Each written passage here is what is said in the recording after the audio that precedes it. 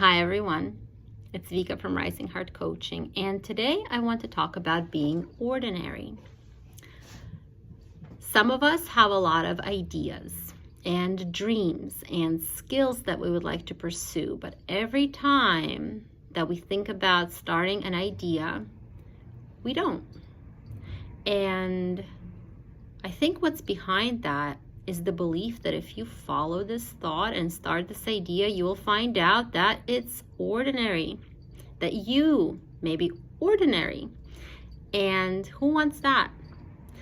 We want to be extraordinary, right? We want to find just the right idea, something amazing that's going to guarantee that we have success. Because an ordinary idea could lead us to more vulnerability, to lead us to criticism, maybe to failure. We look for the perfect thing. We say, I will start the project when I find the perfect idea, because that'll guarantee that I'll be free of criticism, free of disappointment, free of doubt.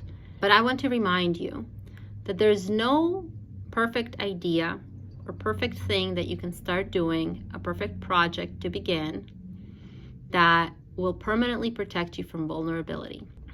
Extraordinary things, we get to build them, but we have to start somewhere at the ordinary level.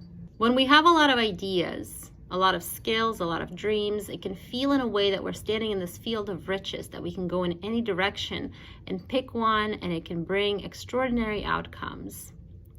But in a way that can also become a trap, right? Because if we're only looking to find that extraordinary thing to invest our time in, all we're doing is just standing there. So here's what I want you to try. Make a list of all your great ideas and your dreams, okay? All the things that you want to pursue. Just write down the list. And then next to each one, I want you to rate how alive that idea makes you feel. If you were to implement and live with this idea, how alive would it feel? And you can put stars next to that, smiley faces, whatever makes you think of being alive. Rate again of how much commitment you're willing and able to give to that idea. So imagine that you would wake up every day and dedicate a portion of your day to working on that idea. And you can put some more symbols next to that, a water symbol, whatever makes you think about the commitment and how you're going to grow and tend to and water that idea into growth. And then you're going to choose the ones that have the ability to make you feel alive, and also ones that have a high commitment. And so out of all of those ideas, you're going to circle the ones that remain with a high commitment and high aliveness. And you're going to ask a question of, which one of these can I dedicate myself to in the next 30 days? When I pick one, the other ones will have to wait. But I'm going to pick one and I'm going to actually pour into it for the next 30 days. So pick that one.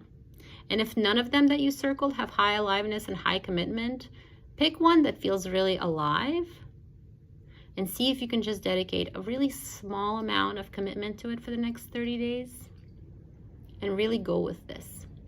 So go ahead and try this.